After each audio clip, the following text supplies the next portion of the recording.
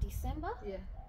I did it again, and this time I got 8.5 in speaking, 8.5 in listening, 8.0 in reading, and a 6.5 in writing.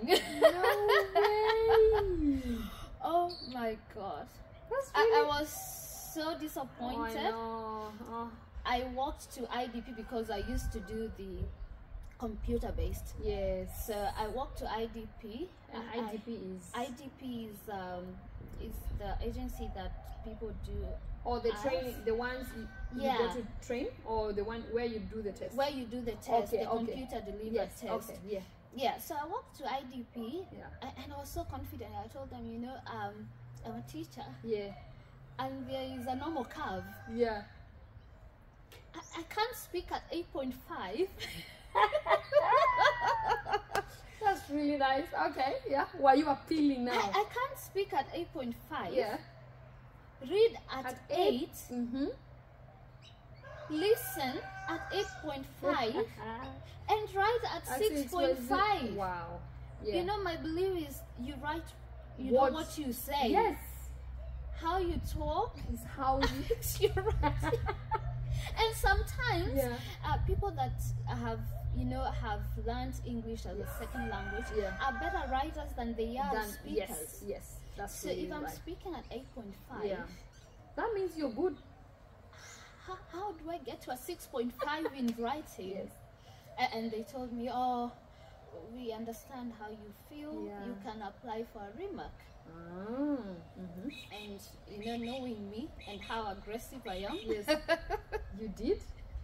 I applied for a remark. At a charge, or was it free? At a charge.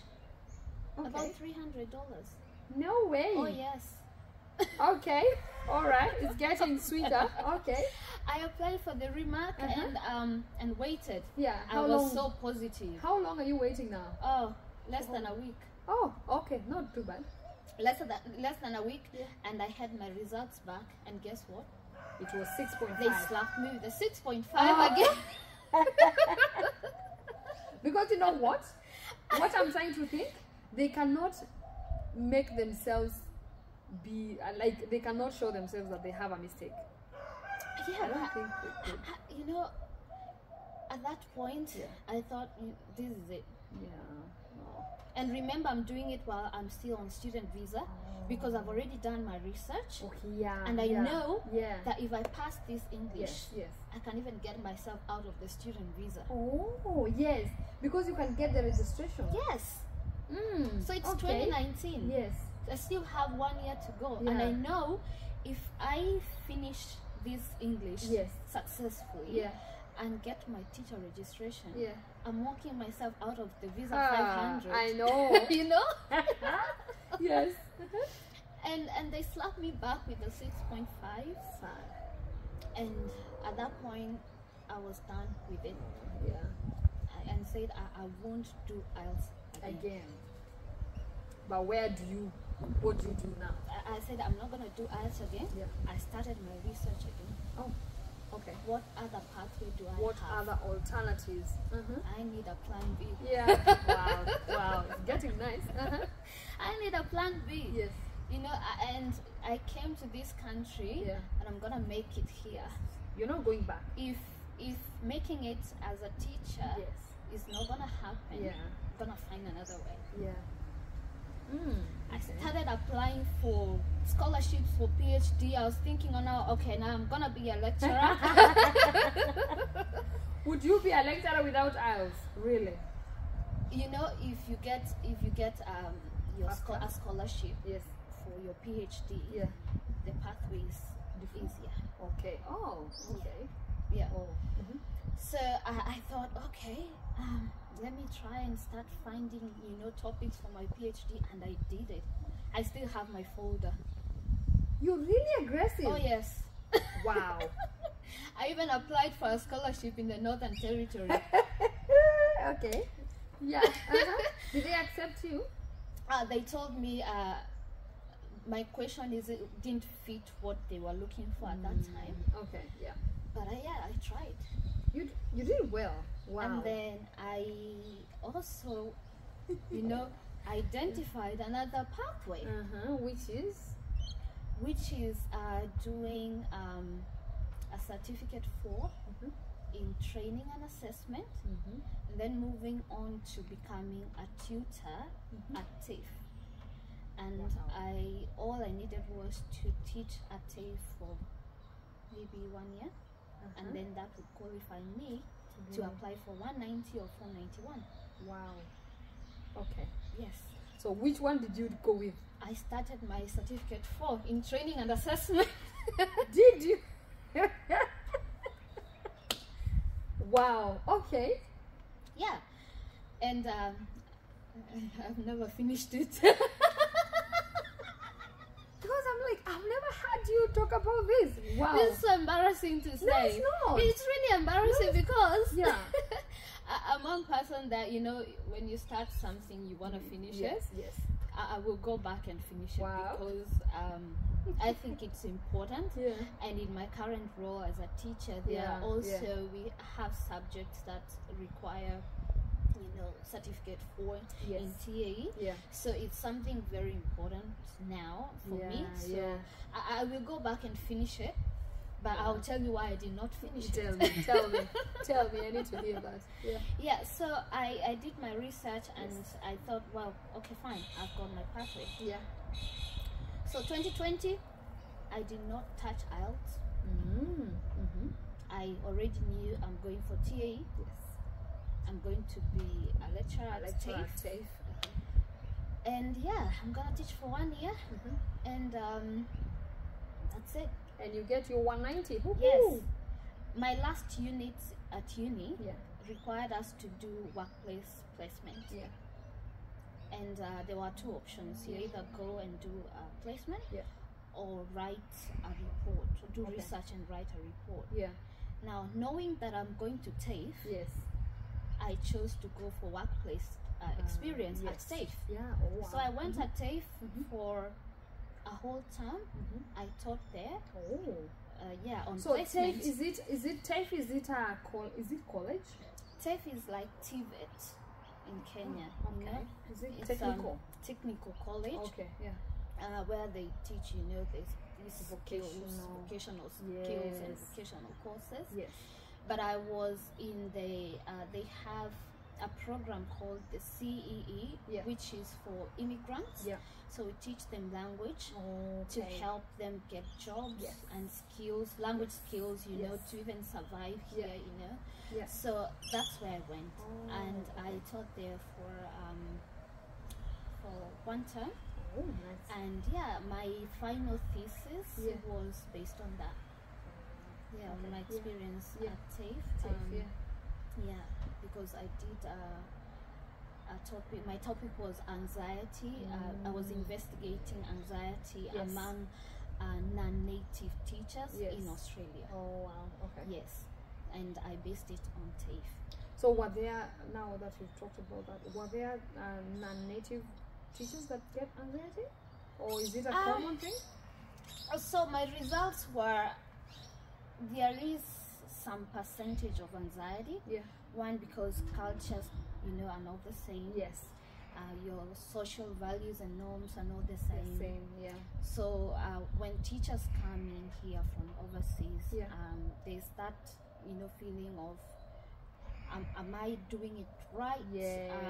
Am I gonna integrate? Yes. But you know, I want to tell teachers that once a teacher, always a teacher. And teaching is a worldwide, it's a global profession. Yeah. If you can teach in Kenya, you can teach in Australia, you can teach in the US, you can teach anywhere in the world. Yeah. Because teachers are versatile. I know. Teachers, you know, teachers change according to the cohort of students that they get. Yes. The way I taught my year 9s last year will not be the same way I teach this cohort this year, because they will come in with different characteristics, different challenges that they are facing, different levels of, you know, academic abilities. Yes. So being versatile as a teacher enables you to teach anywhere. Yeah. You know, teachers are amazing. we are amazing people. Teachers, no, to be honest, my dad is a teacher. Yeah. And let me tell you, when I just look at teachers, like, you guys, you just raise someone. You know, it's like you're raising kids, because you're with them the whole day at school. You understanding these people, and the parents tend to stay with their kids for a very short time. So to be honest, and everyone, all the doctors, they are just because they are because of the teachers. They are who they are because of the teachers. Yeah. So to be honest, teachers are amazing. Now I want to take you back. We have digressed. Yes, we have. We digress to something else. We've taken a detour. Now I want us to know. Just a detour. Yes, I want us to know what now. How did you now find your way to where you are? Yeah. So 2020, I don't do IELTS. Yes. 2020 December, I have conversation with God. Oh, hallelujah. Yes. Why can't I do this IELTS? Yeah. What is so hard in doing this IELTS? Yeah. And I started preparing myself. Yeah. I only told 2 people. Yeah. Because I didn't want to tell so many people, and then if I don't pass, you know that you feel really bad. Yeah. No. So I told 2 people, and I started preparing myself. Yeah. I didn't overdo anything. Did you go for a training class, or how did you prepare? No, I didn't go for training class. Yeah. You know what I was telling myself? We've been taught English in Kenya. We've learned in English from, grade 4. Yeah. Really, it can't be that hard for us. Yeah. So I used YouTube videos, and I just, I wrote so many articles. Yeah. And I booked for IELTS. And I can remember the date that I did my IELTS in 2021, January. Yeah. 2nd of January. Yeah. Just one day after New Year's. Okay. Yeah. So I did my IELTS. I remember, telling God that this is the last time I'm doing this thing. And I can remember even crying when I was doing it, because I'm wondering, I know I can write. I have just graduated with the 3rd highest GPA. Yeah. At the University of South Australia. Yes, the best university. Far away from home. Yeah.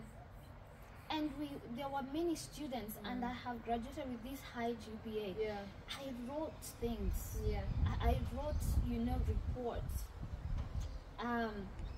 At KU, I graduated with 2nd class upper. Yeah. In my secondary school, I had a B+. Really, I can't do this. You can do this. You're bright. Yeah. Why is it that I can't write at 7.0? Yeah. Yeah, so I did it, and you know what? You passed. I passed. Wow. I passed. Yeah. And yeah, once I passed, I had already done my stage 1. Yes. Now it was... I just applied. Wow. I had done my stage 1. Yeah. I had done my run already. Yeah. So it was just a matter of sending those results to TRB. Yeah. And yeah, by March I had my teacher registration. So once you get, alright, one thing I have a question. When I did my nursing, we could combine 2 English. If you fail the first one and then pass the second one, you could combine two sets of results. Oh, so okay. What about teaching? I'm keen to know, would you not combine the 2 results instead of you doing the 3rd time? No, for us we can't. It has to be a clean slate. Okay. So on the same test, you can't combine anything. Yeah. It is tough so for you have teachers. to go back and sit for the same test. Even if you're passing all these other components of the test, yes, and you're failing one, you have to redo all of them until you make it. Yes. Oh, wow. So I think that's also a challenge. Yeah. Because other professions, I think they're allowed to combine, like you say, like nothing, but teachers can't. Yeah, but I also think it's the nature of our job. We are working with, you know, young children that are just developing their language. You need to be very sure of the people that you're sending in the classrooms. So I don't blame them for, you know, having that high standard for teachers. But in the same vein, I believe that if you're determined, you can achieve it. And coming from Kenya, Kenyans can do this. Oh, Kenyans, you can do this. Kenyans can do this, and we've got so many now. Because, you know, you remember I said I couldn't find information. So once I got the pathway, and I found myself with a teacher registration certificate, I said to myself that I'm gonna announce. And I remember we had I tell everybody that I meet that I'm a teacher, and there's a pathway. If you're a teacher, if you know somebody who's a teacher, send them to me. I think we went to a women empowerment thing. And we talked about it. That's so nice. And out of me talking about it, there's so many people that now have become teachers. We have teachers in Port Augusta who are Kenyans. We have teachers here in Adelaide as well. Currently, we have a teacher in my school where I teach, a Kenyan, who came in this year. So, so I'm really, you know, excited that we're starting to have teachers because it's important for us to, you know, also explore other professions. It's true, so that immigrants will not just come here to do nursing. Because we are coming here with family. We come here, we have family, we have kids. It's also important for our kids to see themselves in the teachers.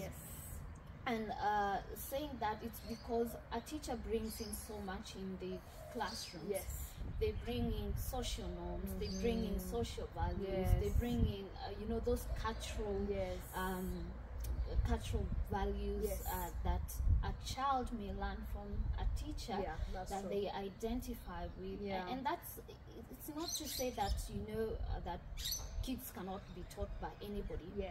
But it does make a difference when you can teach a child an aspect of their culture because you have lived it and you know it. That's so, true. and I think it's important. And I think there's also a research that I was reading about indigenous and indigenous teachers. And what ITSO is the body that, you know, credits teachers and gives us the skills. Skills assessment. Skills assessment. So ITSO. So they have a research where they're saying they would love to have more indigenous teachers in the classrooms. Because of that same factor that they bring, you know, that cultural value that they can teach the children and the kids. And it's much better when they are getting it from somebody who has lived it. That's than somebody who just read about it. It's possible to read about things and teach.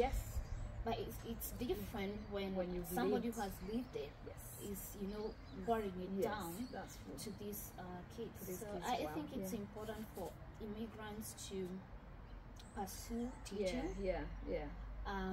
So that, you know, we can have that diversity in the education sector. I believe we have a lot of diversity in nursing, in social work. But I believe education sector is lacking in terms of diversity. I totally agree with you. I started teaching at the school where I teach in 2021. And I've been the only like African teacher. And it's not because, you know, the board or the school doesn't want to employ. It's because there are no one is applying. No one is a teacher. No one is a teacher. Everybody comes in. They do social work and nursing, and I think it's good for immigrants to also start looking at becoming teachers and getting into the education sector, because it's part of the, you know, it's one sector that builds the next generation. Yes, it is true. Yeah. Yeah. So we want those values because Australia is a diverse. The diversity in Australia is huge. Yes. So it's also good to have that going on in the education sector. I totally agree with you. Now I want us to know what do you teach? What is your area of teaching?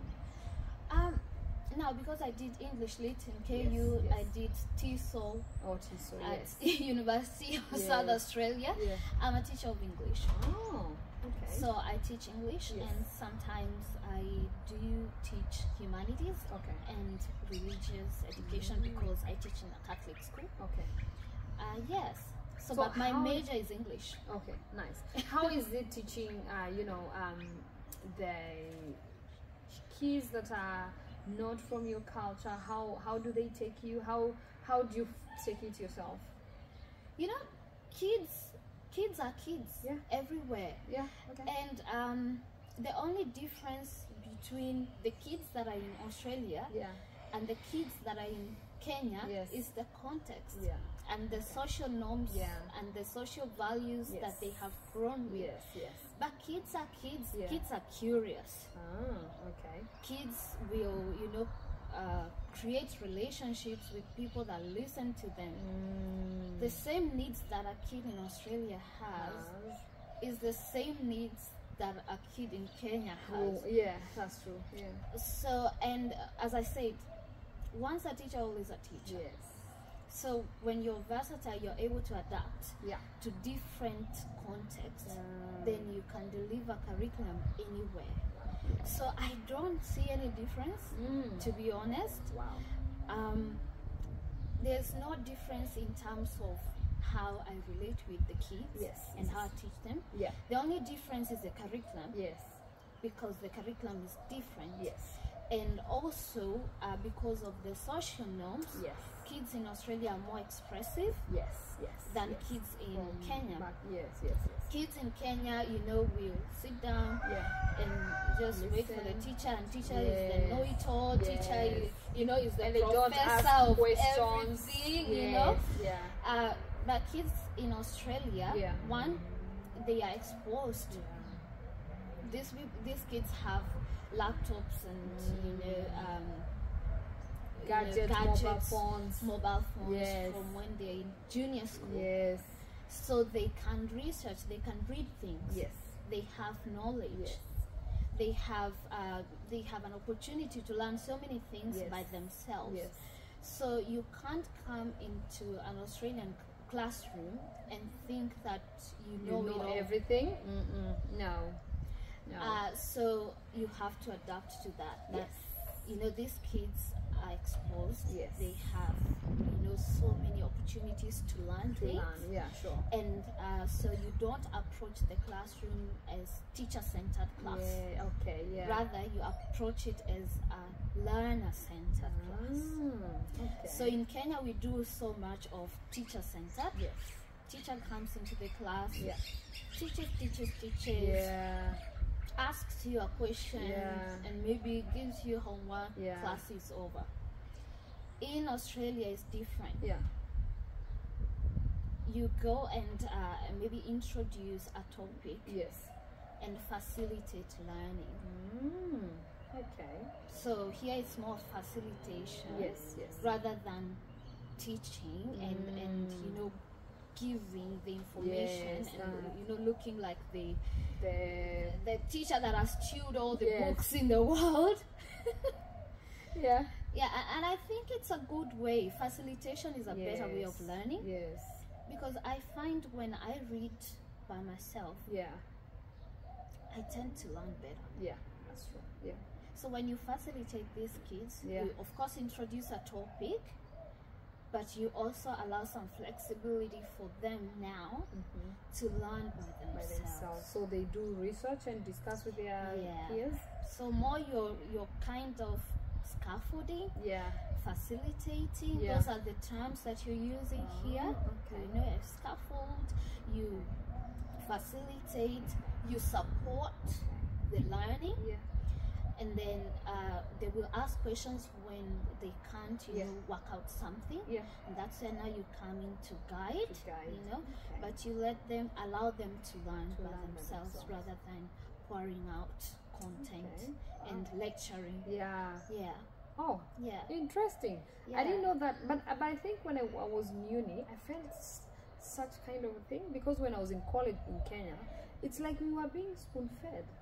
But here, the lecturer allows you to do everything most of the things by yourself. Which is, I think, so allows you to learn. It's so that you feel that you're in charge of your learning as a student. When students are in charge of their learning, they tend to learn better. That's true. I agree. They are intentional. Yes, I agree. But when you want to shove things, you know, down their throats, down their ears, sometimes they might become, you know, resistant and reluctant to learn. And that's why the new curriculum in Kenya, the CBC, the competence-based curriculum. It's a good curriculum. Very good, because it, you know, teaches kids the skills. Is it the same that you do here? It's similar. Okay. My only worry is that you know, such kind of a curriculum requires a lot of resources. I imagine. And so it can be a struggle for schools that don't have such resources. Remember, we are talking about kids having laptops to watch videos rather than you trying to demonstrate. We are talking about teachers integrating, you know, technology in teaching. And then you have a classroom that does not even have electricity. So how is this teacher supposed to, you know, integrate IT into this lesson, you know? So it's a good curriculum, and you know, if the government is intentional, it should make it happen. It should be successful. Oh, wow. Now, we are almost coming to the end of this conversation, and I'm telling you people, you have to watch this. This is very educative if you're a teacher.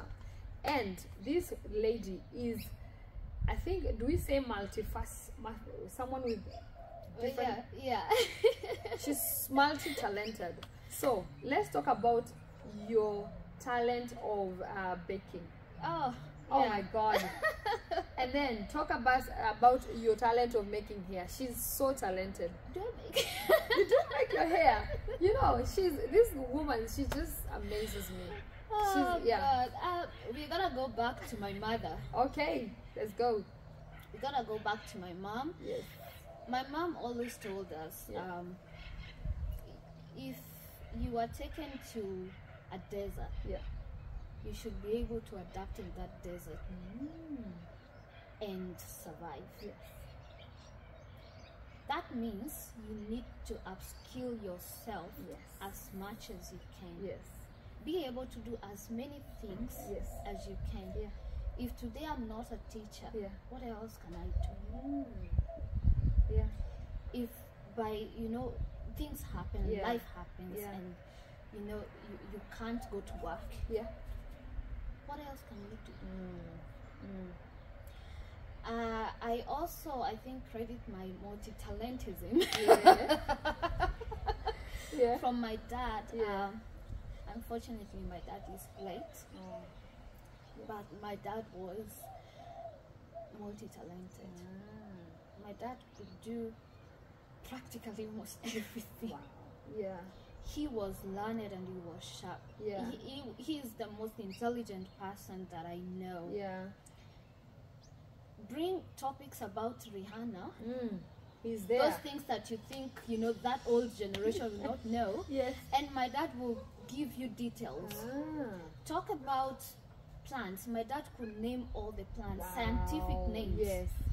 He had done masters in botany and zoology, so he knew all the trees, scientific names of all the trees. He was very smart. He was more than smart, and he actually gained a nickname. People used to call him Doctor. So if you come to my village and ask Pamela Karaoke, they will not some of them may not even know who you're talking about. But if you say Pamela or doctor, yeah, Pamela or doctor, he wasn't a doctor. Unfortunately, he passed on before he could, you know, complete his PhD and stuff, and start his PhD and complete it. Yeah. But he had that name because of how brilliant he was. Wow. And so I grew up in such a family where there are people who can do practically everything, and then you have a mother who is so encouraging that you need to learn to do as many things as you can. Yeah. I love cooking. Yeah. I would just go to the YouTube and watch recipes and, you know, practice them, and you know. And so 2020, when COVID hit, and you remember we were in quarantine, and you were indoors, and you would only go out when you're going to work. And I thought, what can I do? I started watching videos of, you know, cake decorations and cake baking. I knew how to bake a little, and that's how I started baking for friends. And little by little, they started, you know, saying, you know, Pam, we have to pay you for this. And the rest is history. I think you made me a cake. The first times you started selling cakes, I think you did one for us. I can't remember what we were doing, but anyway, I just remember you from probably 2021 when maybe you started. So it's self-taught purely. Self-taught. I don't even consider myself as like a business. It's not a business, it's a hobby. You do it so well. I just love to bake and decorate, and I just need once, you know, I just need to look at a video once and recreate a cake. It might not be perfect at first, but as I go, I think I'm gaining the skills. So that's a hobby that I love doing: baking cakes, cooking food, cooking good food. Oh, and samosas. Tell me about. I'm very big on good food. I feel like food is very important in the society. It is. Brings people together. People, you know, we are able to see each other through food. Because when you're eating at your table, back at home, not all of us have dining tables, because we used to sit around together, you know, or in the sitting room, and we are eating together, and people are telling stories about their lives. People are, you know, talking about how they're feeling. So food brings us together, gives us a chance to know what other people are going through. So you can imagine if you're talking about all those good things or bad things that are happening, and the food is not very tasty. You cannot even finish the stories. So I like when I can make good food. So are you just self-taught to cook and everything? You taught yourself? My mom taught me.